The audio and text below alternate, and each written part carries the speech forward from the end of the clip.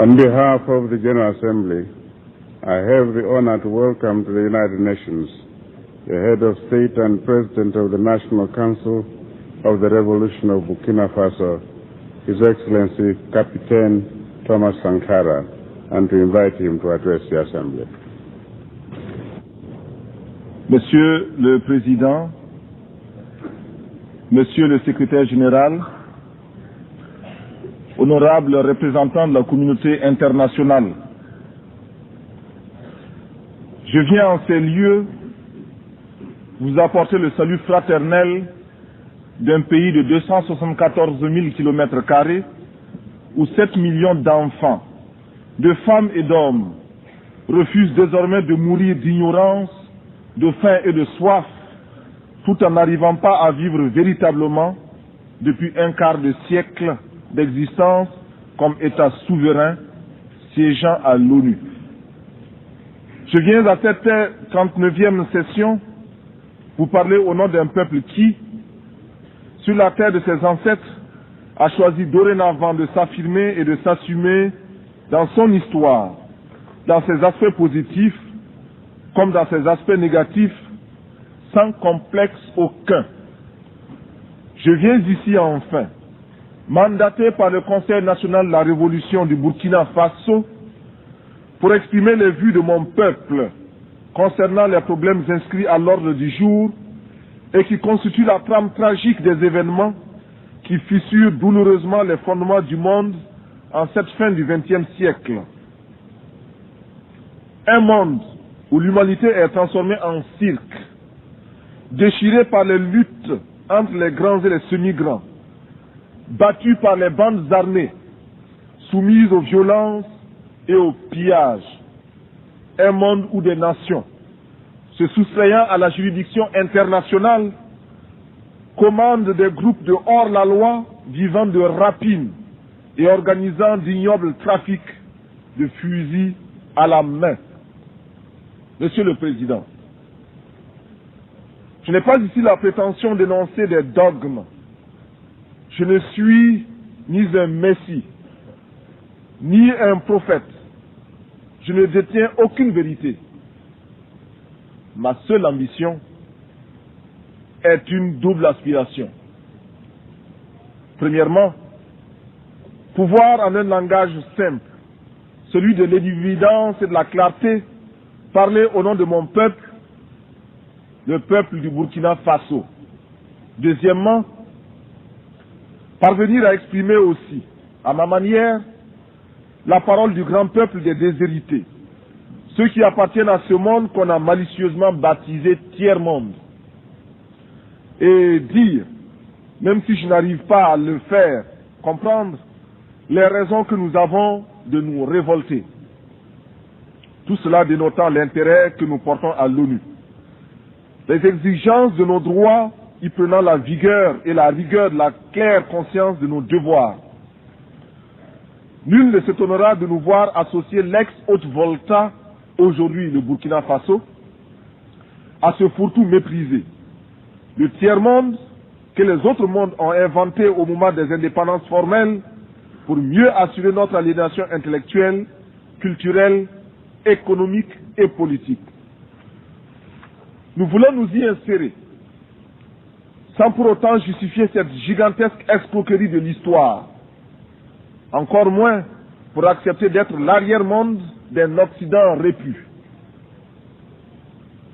Mais pour affirmer la conscience d'appartenir à un ensemble tricontinental et admettre, en tant que non-alignés et avec la densité de nos convictions, qu'une solidarité spéciale unit ces trois continents d'Asie, d'Amérique latine et d'Afrique dans un même combat contre les mêmes trafiquants politiques, les mêmes exploiteurs économiques. Reconnaître donc notre présence au sein du tiers-monde, c'est, pour paraphraser José Marti, affirmer que nous sentons sur notre joug tout coup donné à n'importe quel homme de ce monde. Fin de citation. Nous avons jusqu'ici tendu l'autre jour. Les chiffres ont été redoublés. Mais le cœur du méchant ne s'est pas attendri. Ils ont piétiné la vérité du juste. Du Christ, ils ont trahi la parole. Ils ont transformé sa croix en massue. Et après qu'il se soit revêtu de sa tunique, ils ont lacéré nos corps et nos âmes. Ils ont obscurci son message. Ils l'ont occidentalisé. Cependant que nous le recevions comme libération universelle. Alors, nos yeux se sont ouverts à la lutte des classes. Il n'y aura plus de gifles. Il faut proclamer qu'il ne peut y avoir de salut pour nos peuples que si nous tournons radicalement le dos à tous les modèles que tous les charlatans de même acabit ont essayé de nous vendre 20 années durant. Il ne saurait y avoir pour nous de salut en dehors de ce refus-là. Pas de développement en dehors de cette structure. Du reste, tous les nouveaux maîtres à penser, sortant de leur sommeil, réveillés par la montée vertigineuse de milliards d'hommes en haillons, effrayés par la menace que fait peser sur leur digestion cette multitude traquée par la faim, commencent à remodeler leurs discours et, dans une quête anxieuse, recherchent une fois de plus, en nos lieux et places, des concepts miracles de nouvelles formes de développement pour nos pays. Il suffit, pour s'en convaincre, de lire les nombreux actes des innombrables colloques et séminaires. Loin de moi l'idée de tourner en ridicule les efforts patients de ces intellectuels honnêtes qui, parce qu'ils ont des yeux pour voir, découvrent les terribles conséquences des ravages imposés par les 10 spécialistes en développement dans le tiers-monde. La crainte qui m'habite, c'est de voir les résultats de tant d'énergie confisquée par les prospéros de tout genre pour en faire la baguette destinée à nous renvoyer à un monde d'esclavage maquillé au goût de notre temps. Cette crainte se justifie, d'autant plus que la petite bourgeoisie africaine diplômée, sinon celle du tiers-monde, soit par paresse intellectuelle, soit plus simplement parce que, ayant goûté au mode de vie occidental, n'est pas prête à renoncer à ses privilèges. De ce fait, elle l'oublie que toute vraie lutte politique postule un débat théorique rigoureux et elle refuse l'effort de réflexion pour inventer des concepts nouveaux à la hauteur du combat meurtrier qui nous attend. Consommatrice passive et lamentable, elle se regorge de vocables fétichisés par l'Occident, comme elle le fait de son whisky et de son champagne.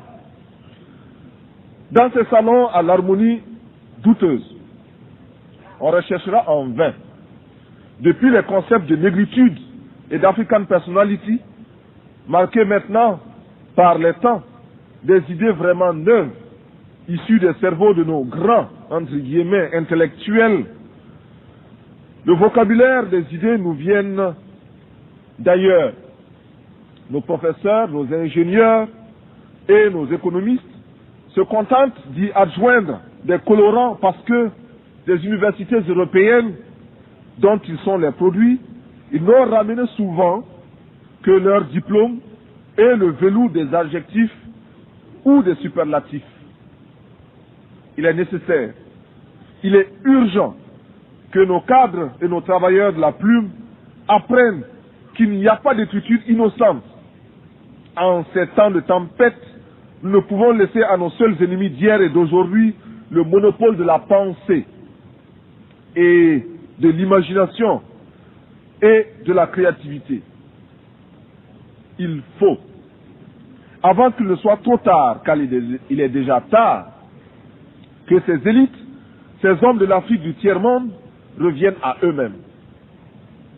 C'est-à-dire à leur société, à la misère dont nous avons hérité pour comprendre non seulement la bataille pour une pensée au service des masses déshéritées n'est pas vaine, mais qu'ils ne peuvent devenir crédibles sur le plan international qu'en inventant réellement, c'est-à-dire en donnant de leur peuple une image fidèle, une image qui leur permet de réaliser des changements profonds de la situation sociale et politique.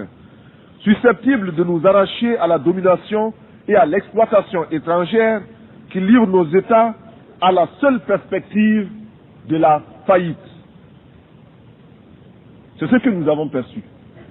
Nous, peuple du Burkina, au cours de cette nuit du 4 août 1983, au premier scintillement des étoiles dans le ciel de notre patrie, il nous fallait prendre la tête des jacqueries qui s'annonçaient dans les campagnes affolées par l'avancée du désert, épuisées par la faim et la soif, et délaissées.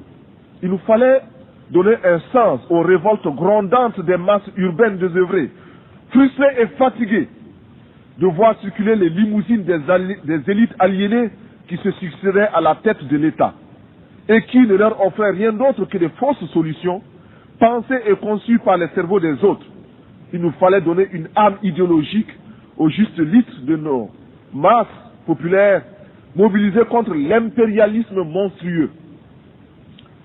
À la révolte passagère, simple feu de paille devait se substituer pour toujours la révolution, lutte éternelle contre toute domination. D'autres avant moi ont dit, d'autres après moi diront à quel point s'est élargi le fossé entre les peuples nantis et ceux qui n'aspirent qu'à manger à leur faim, boire à leur soif, survivre et conserver leur dignité. Mais nul n'imaginera à quel point le grain du pauvre a nourri chez nous la vache du riche. Dans le cas de l'ex-Haute-Volta, le processus était encore plus exemplaire. Nous étions la condensation magique, le raccourci de toutes les calamités qui ont fondu sur les pays dits en voie de développement. Le témoignage de l'aide, présenté comme panacée et souvent trompetté, sans rime ni raison, est ici éloquent. Très peu sont les pays qui ont été comme le mien, inondés d'aides de toutes sortes. Cette aide est, en principe, censée œuvrer au développement. On cherchera en vain, dans ce qui fut autrefois la Haute-Volta, les signes de ce qui peut relever d'un développement.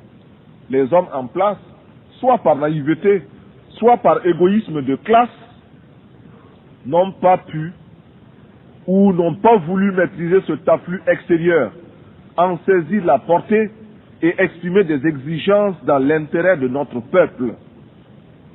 Analysant un tableau publié en 1983 par le Club du Sahel, Jacques Giry, dans son ouvrage Le Sahel de demain, conclut avec beaucoup de bon sens que l'aide au Sahel, à cause de son contenu et des mécanismes en place, n'est qu'une aide à la survie. Seul, souligne-t-il, 30% de cette aide permet simplement au Sahel de vivre. Selon Jacques Giry, cette aide extérieure n'aura pas d'autre but que de continuer à développer les secteurs improductifs, imposant des charges intolérables à nos petits budgets, désorganisant nos campagnes, creusant les déficits de notre balance commerciale, accélérant notre endettement. Juste quelques clichés pour présenter l'ex-Haute-Volta. 7 millions d'habitants avec plus de 6 millions de paysannes et de paysans. Un taux de mortalité infantile estimé à 180 pour 1000. Une espérance de vie se limitant à 40 ans. Un taux d'analphabétisme allant jusqu'à 98%. Si nous concevons l'alphabétisé comme celui qui sait lire, écrire et parler une langue. Un médecin pour 50 000 habitants. Un taux de scolarisation de 16%. Et enfin, un produit intérieur brut par tête d'habitant de 53 356 francs CFA, soit à peine plus de $100. Le diagnostic, à l'évidence, était sombre. La source du mal était politique. Le traitement ne pouvait qu'être politique. Certes, nous encourageons l'aide qui nous aide à nous passer de l'aide. Mais en général, la politique d'assistance et d'aide n'a abouti qu'à nous désorganiser, à nous asservir et à nous déresponsabiliser. Dans notre espace économique, politique, économique et culturel, nous avons choisi de risquer de nouvelles voies pour être plus heureux. Nous avons choisi de mettre en place de nouvelles techniques. Nous avons choisi de rechercher des formes d'organisation mieux adaptées à notre civilisation, rejetant de manière abrupte et définitive toutes sortes de dictats extérieurs pour créer ainsi les conditions d'une dignité à la hauteur de nos ambitions. Refuser l'état de survie, desserrer les pressions, libérer nos campagnes d'un immobilisme moyen enjeu ou d'une répression, démocratiser notre société, ouvrir les esprits sur un univers de responsabilité collective pour oser inventer l'avenir.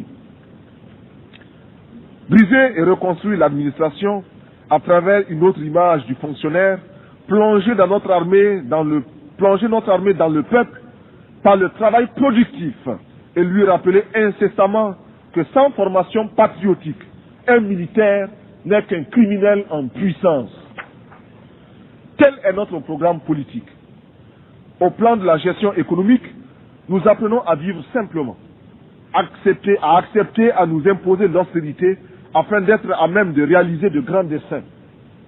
Déjà, grâce à l'exemple de la Caisse de solidarité révolutionnaire, alimentée par les contributions volontaires, nous commençons à répondre aux cruelles questions posées par la sécheresse. Nous avons soutenu et appliqué les principes d'Alma-Ata en élargissant le champ des soins de santé primaires.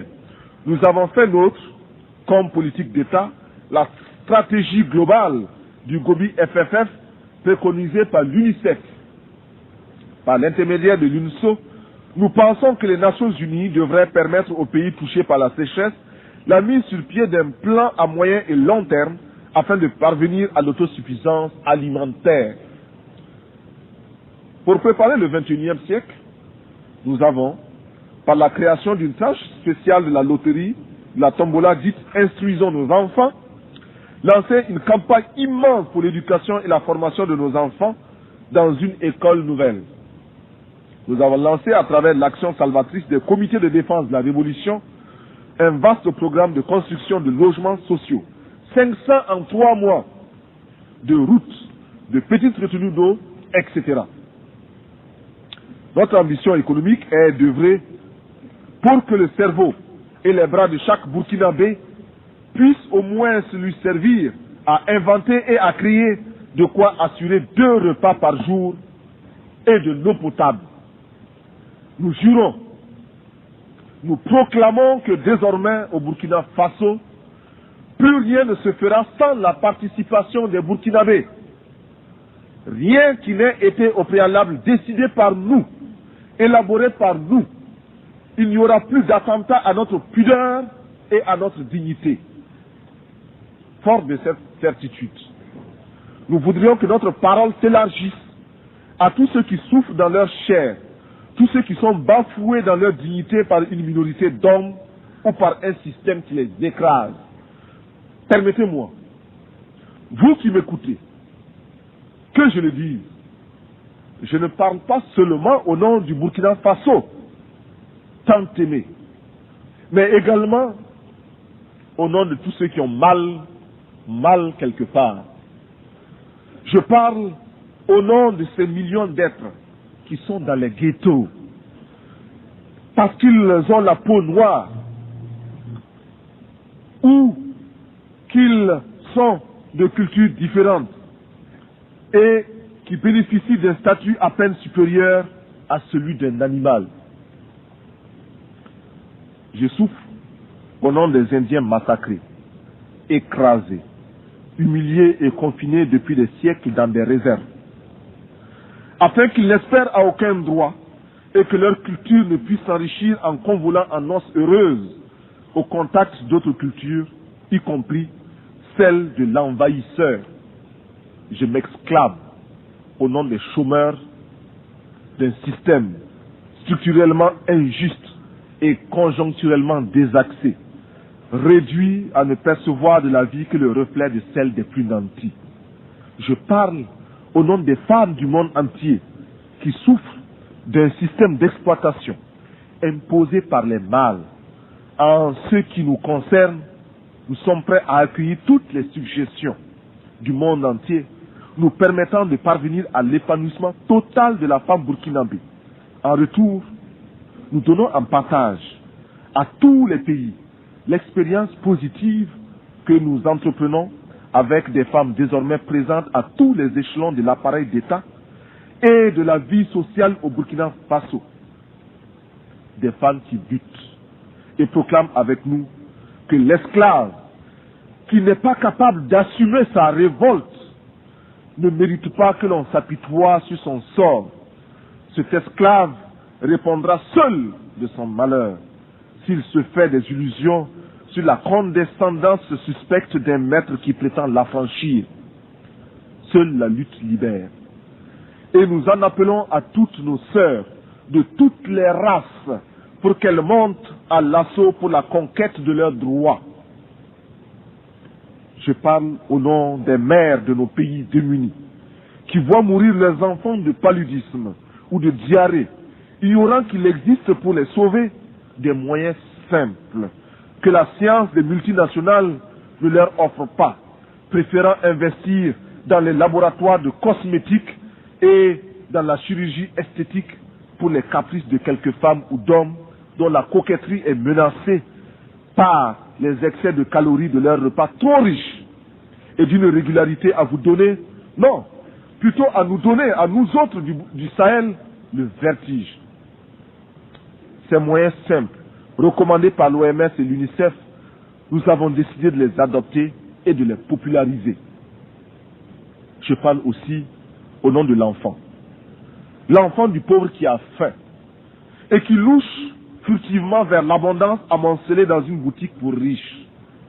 La boutique protégée par une épaisse vitre, la vitre défendue par une grille infranchissable et la grille gardée par un policier casqué, ganté et armé de matraque.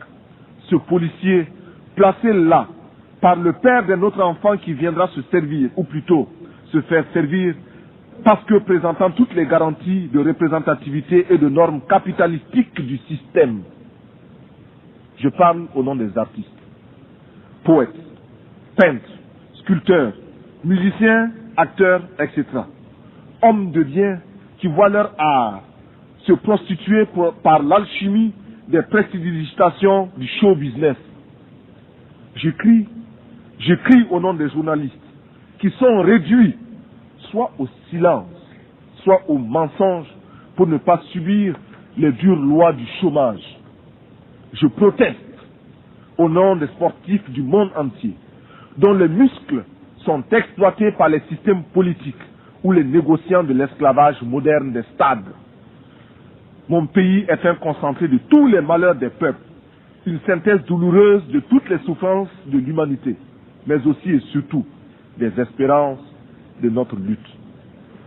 Mais c'est pourquoi je vibre naturellement au nom des malades qui scrutent avec anxiété les horizons d'une science accaparée par les marchands de canons. Mes pensées vont à tous ceux qui sont touchés par la destruction de la nature et à ces 30 millions qui vont mourir comme chaque année abattus par la redoutable arme de la faim. Militaire, je ne peux pas oublier ce soldat obéissant aux ordres, le doigt sur la détente, et qui sait que la balle qui va partir ne porte que le message de la mort.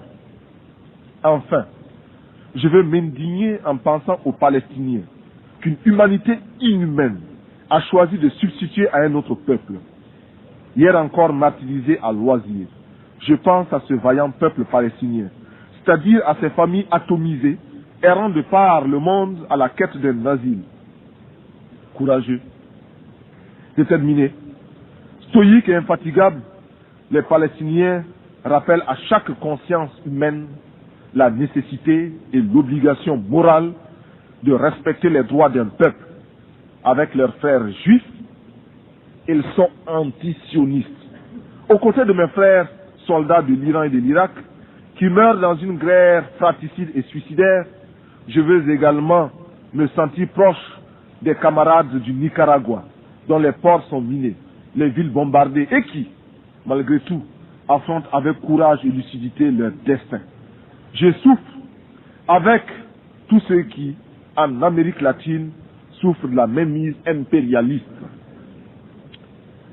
Je veux être aux côtés des peuples afghans et irlandais, aux côtés des peuples de Grenade et du Timor oriental, chacun à la recherche d'un bonheur dicté par sa dignité et les lois de sa culture.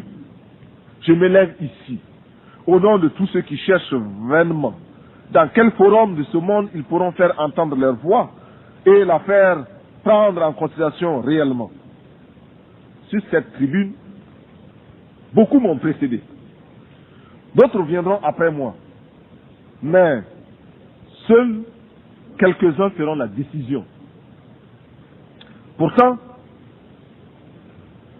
nous sommes officiellement présentés comme égaux. Eh bien, je me fais le porte-voix de tous ceux qui cherchent vainement dans quel forum de ce monde ils peuvent se faire entendre. Oui, je veux donc parler au nom de tous les laissés pour compte, parce que je suis homme, et rien de ce qui est humain ne m'est étranger. Notre révolution au Burkina Faso est ouverte au malheur de tous les peuples. Elle s'inspire aussi de toutes les expériences des hommes, depuis le premier souffle de l'humanité. Nous voulons être les héritiers de toutes les révolutions du monde, de toutes les luttes de libération des peuples du tiers-monde.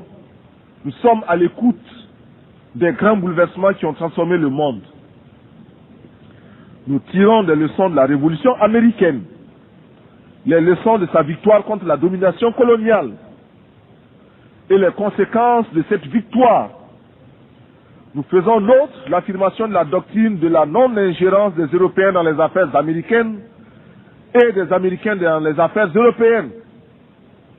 Ce que Monroe clamait en 1823, l'Amérique aux Américains, nous le reprenons en disant l'Afrique aux Africains, le Burkina Faso aux Burkinabés. La révolution française de 1789, bouleversant les fondements de l'absolutisme, nous a enseigné les droits de l'homme alliés aux droits des peuples à la liberté. La grande révolution d'octobre 1917 a transformé le monde, permis la victoire du prolétariat, ébranlé les assises du capitalisme et rendu possible les rêves de justice de la commune française. Ouvert à tous les vents de la volonté des peuples et de leur révolution, nous instruisons aussi de certains terribles échecs qui ont conduit à de tragiques manquements aux droits de l'homme. Nous ne voulons pour conserver de chaque révolution que le noyau de pureté qui nous interdit de nous inféoder aux réalités des autres, même si, par la pensée, nous nous retrouvons dans une communauté d'intérêts. Monsieur le Président, il n'y a plus de duperie possible. Le nouvel ordre économique mondial pour lequel nous luttons et continuerons de lutter ne peut se réaliser que si nous parvenons à ruiner l'ancien ordre qui nous ignore, si nous imposons la place qui nous revient dans l'organisation politique du monde, si, prenant conscience de notre importance dans le monde, nous aboutissons au droit de regard et de décision sur les mécanismes qui régissent le commerce, l'économie et la monnaie à l'échelle planétaire. Le nouvel ordre économique international s'inscrit tout simplement à côté de tous les autres droits des peuples, droit à l'indépendance, au libre choix des formes et des structures de gouvernement, comme le droit au développement. Et, comme tous les droits des peuples, il s'arrache dans la lutte et par la lutte des peuples. Il ne sera jamais le résultat d'un acte de générosité d'une puissance quelconque. Je conserve en moi la confiance inébranlable, confiance partagée avec l'immense communauté des pays non alignés, que sous le coup de boutoir de la détresse hurlante de nos peuples, notre groupe va maintenir sa cohésion renforcer notre pouvoir de négociation collective, se trouver des alliés parmi toutes les nations, commencer de concert avec ceux qui peuvent encore nous entendre, l'organisation d'un système de relations économiques internationales véritablement nouveau. Monsieur le Président, si j'ai accepté de me présenter devant cette illustre assemblée pour prendre la parole, c'est parce que, malgré les critiques qui lui sont adressées par certains grands contributeurs, les Nations Unies demeurent la tribune idéale pour nos revendications, le lieu obligé de la légitimité des pays sans voix. C'est cela qu'exprime avec beaucoup de justesse notre secrétaire général lorsqu'il écrit, je cite, « L'Organisation des Nations Unies est unique, en ce qu'elle reflète les aspirations et les frustrations de nombreux pays et groupements du monde entier. Un des grands mérites est que toutes les nations, y compris celles qui sont faibles, opprimées ou victimes de l'injustice, il s'agit de nous, peuvent, même lorsqu'elles sont confrontées aux dures réalités du pouvoir, y trouver une tribune et s'y faire entendre. Une cause juste, même si elle ne rencontre que revers ou indifférence, peut trouver un écho à l'Organisation des Nations Unies.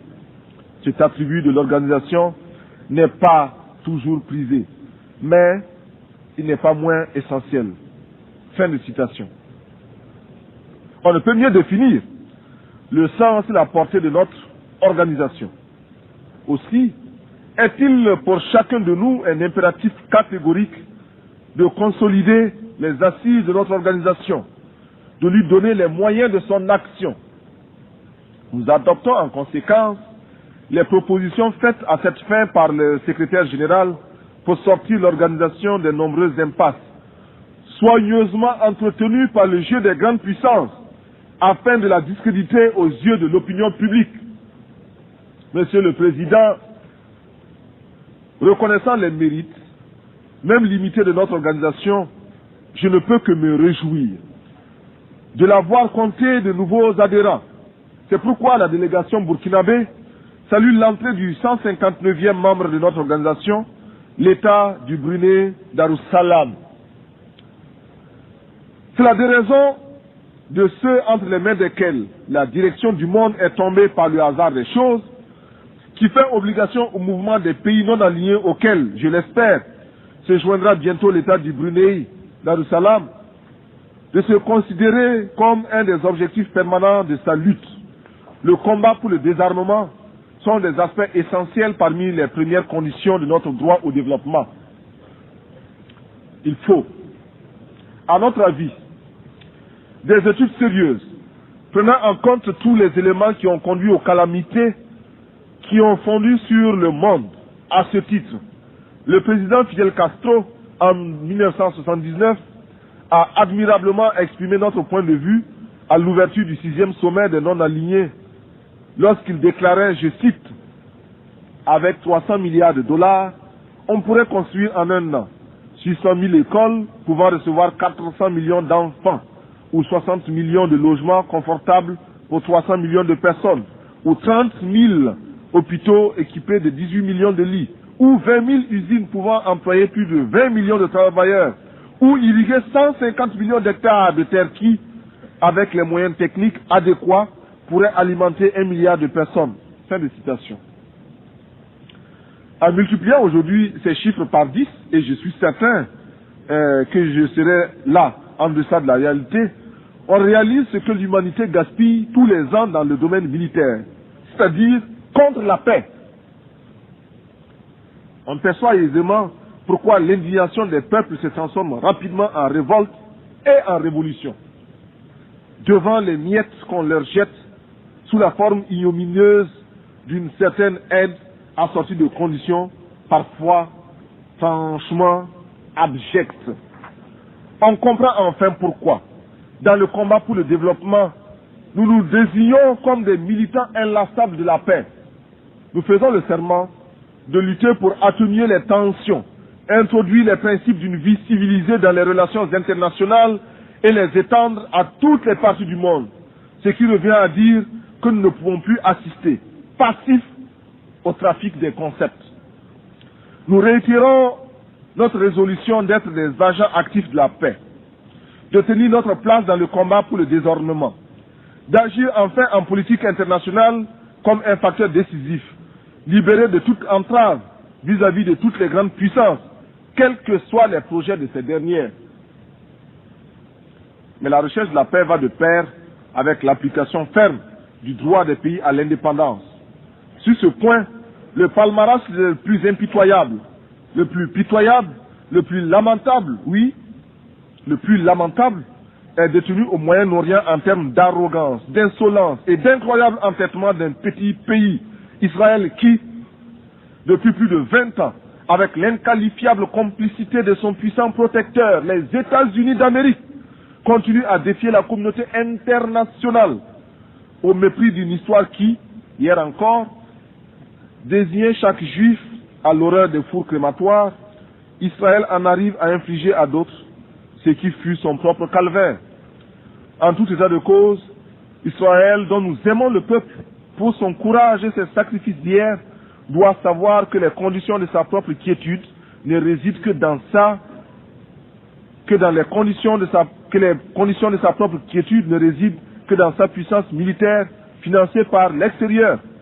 Israël doit commencer à apprendre à devenir une nation comme les autres nations, parmi les autres. Pour l'heure, nous tenons à affirmer, du haut de cette tribune, notre solidarité militante et agissante à l'endroit des combattants, femmes et hommes de ce peuple merveilleux de la Palestine, parce que nous savons qu'il n'y a pas de souffrance sans fin. Monsieur le Président, analysant la situation qui prévaut en Afrique, sur les plans économiques et politiques, ne pouvons pas ne pas souligner les graves préoccupations qui sont les nôtres face aux dangereux défis lancés aux droits des peuples par certaines nations qui, sûres de leurs alliances, bafouent ouvertement la morale internationale. Certes, nous avons le droit de nous réjouir de la décision de retrait des troupes étrangères au Tchad, afin que les Tchadiens, entre eux, sans intermédiaire, cherchent les moyens de mettre fin à cette guerre fratricide et donner enfin à ce peuple qui n'en finit pas de pleurer depuis de nombreux hivernages les moyens de sécher ses larmes.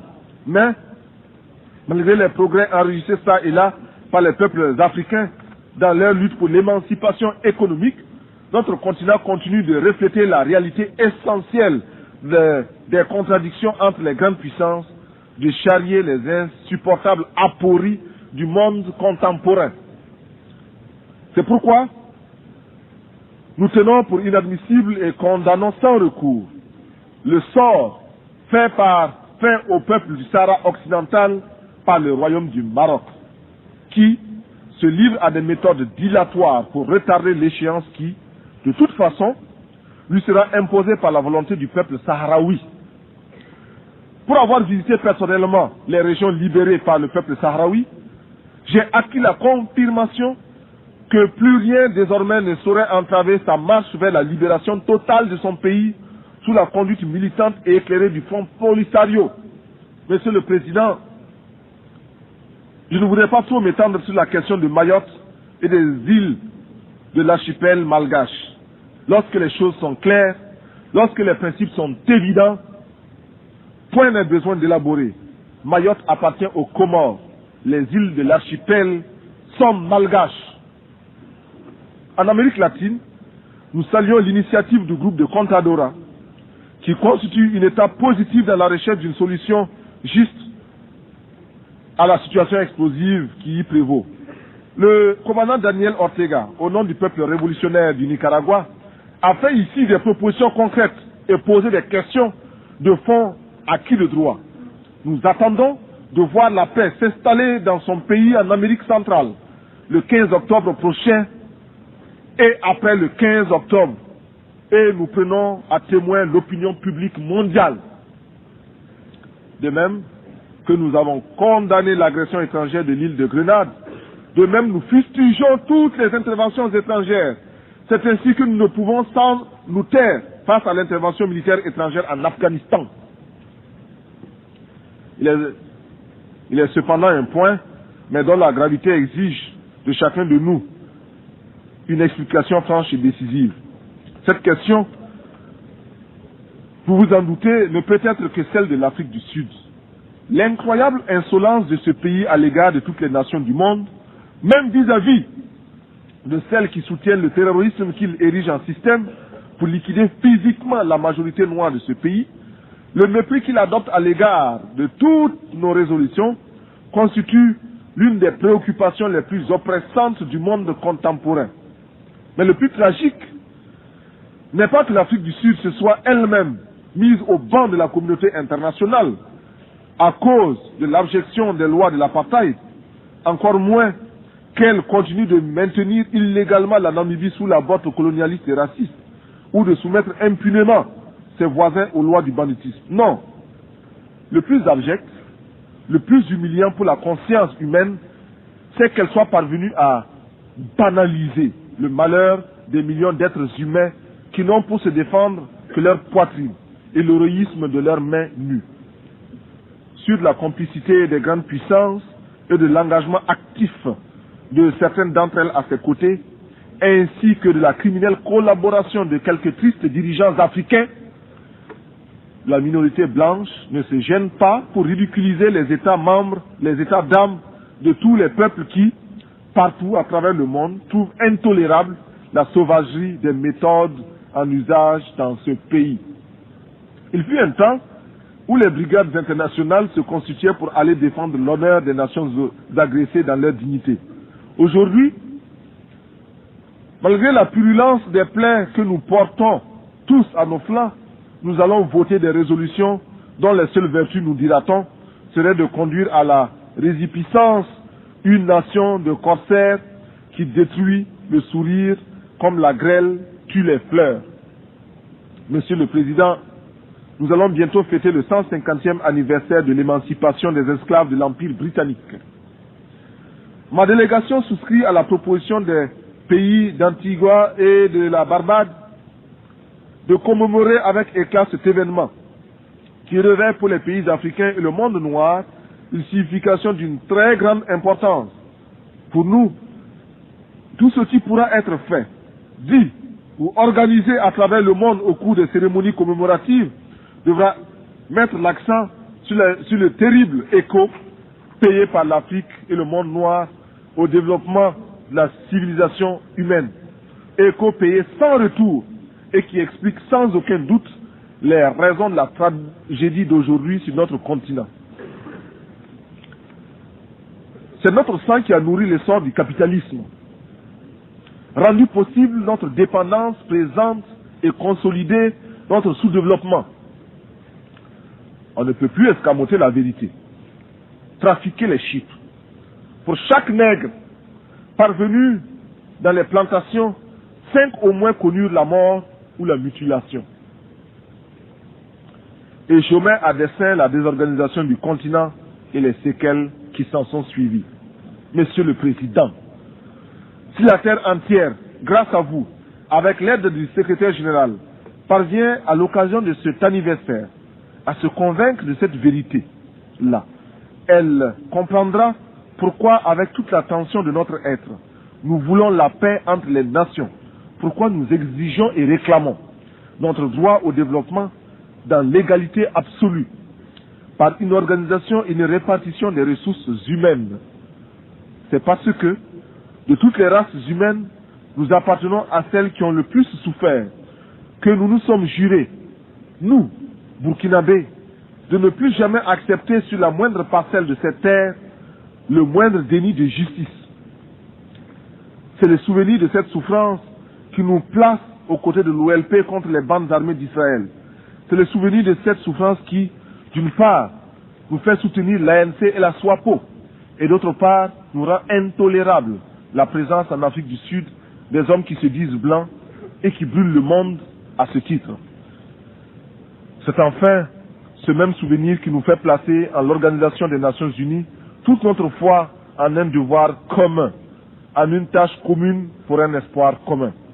Nous réclamons que s'intensifie à travers le monde la campagne pour la libération de Nelson Mandela et sa présence effective à la prochaine Assemblée générale de l'ONU comme une victoire de fierté collective. Que soit créé en souvenir de nos souffrances et en termes de pardon collectif, un prix international de l'humanité réconciliée décerné à tous ceux qui, par leur recherche, auraient contribué à la défense des droits de l'homme.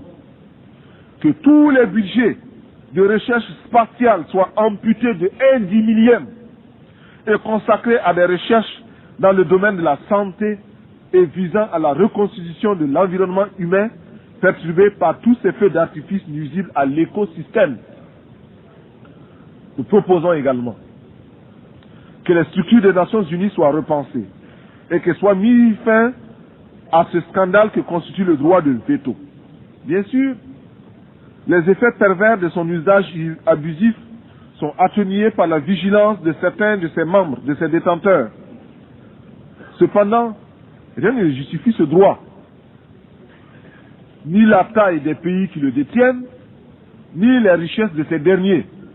Si l'argument développé pour justifier une telle iniquité est le prix payé au cours de la dernière guerre mondiale, que ces nations qui se sont arrogées ces droits sachent que nous aussi, nous avons chacun un oncle ou un père qui, à l'instar de milliers d'autres innocents arrachés au tiers-monde pour défendre les droits bafoués par les hordes hitlériennes, porte lui aussi dans sa chair les meurtrissures des balles nazies. Que cesse l'arrogance des grands qui ne perdent aucune occasion pour remettre en cause le droit des peuples. L'absence de l'Afrique du club de ceux qui détiennent le droit de veto est une injustice qui doit cesser. Enfin, ma délégation n'aurait pas accompli tous ses devoirs si elle n'exigeait pas la suspension d'Israël et le dégagement pur et simple de l'Afrique du Sud de notre organisation, lorsque, à la faveur du temps, ces pays auront opéré la mutation qui les introduira dans la communauté internationale. Chacun de nous, et mon pays en tête, devra les accueillir avec bonté et guider leurs premiers pas. Nous tenons à réaffirmer notre confiance à l'Organisation des Nations Unies. Nous lui sommes redevables du travail fourni par ces agences au Burkina Faso et de leur présence à nos côtés dans le dur moment que nous traversons. Nous sommes reconnaissants aux membres du Conseil de sécurité de nous avoir permis de présider par 2 fois cette année les travaux du Conseil. Souhaitons simplement voir le Conseil admettre et appliquer le principe de la lutte contre l'extermination de 30 millions d'êtres humains chaque année par l'arme de la faim qui, de nos jours, fait plus de ravages que l'arme nucléaire. Cette confiance et cette foi en l'organisation me fait obligation de remercier le secrétaire général, M. Xavier Pérez de Cuellar, de la visite tant appréciée qu'il nous a faite pour constater sur le terrain les dures réalités de notre existence et se donner une image fidèle de l'aridité du Sahel et de la tragédie du désert conquérant. Je ne saurais terminer sans rendre hommage aux éminentes qualités de notre président qui saura, avec la clairvoyance que nous lui connaissons, diriger les travaux de cette 39e session. Monsieur le Président, j'ai parcouru des milliers de kilomètres. Je suis venu ici pour demander à chacun de vous que nous puissions mettre ensemble nos efforts pour que cesse la morgue des gens qui n'ont pas raison, pour que s'efface le triste spectacle des enfants qui meurent de faim, pour que disparaisse l'ignorance, pour que triomphe la rébellion légitime des peuples, pour que se taise le bruit des armes et qu'enfin, avec une seule et même volonté, luttant pour la survie de l'humanité, nous parvenions à chanter en chœur avec le grand poète Novalis, je cite, « Bientôt, les astres reviendront visiter la terre d'où ils se sont éloignés pendant nos temps obscurs. Le soleil déposera son spectre sévère, reviendra étoilé parmi les étoiles. Toutes les races du monde se rassembleront à nouveau après une longue séparation. Les vieilles familles orphelines se retrouveront et chaque jour verra de nouvelles retrouvailles, de nouveaux embrassements. Alors, les habitants du temps jadis reviendront vers la terre. En chaque tombe se réveillera la cendre éteinte. Partout, brûleront à nouveau les flammes de la vie. Les vieilles demeures seront rebâties, les temps anciens se renouvelleront et l'histoire sera le rêve d'un présent à l'étendue infinie. À bas la réaction internationale, à bas l'impérialisme, à bas le néocolonialisme, à bas le fantocisme. Gloire éternelle aux peuples qui luttent pour leur liberté. Gloire éternelle aux peuples qui décident de s'assumer pour leur dignité. Victoire éternelle aux peuples d'Afrique, d'Amérique latine et d'Asie qui luttent. La patrie ou la mort, nous vaincrons. Je vous remercie.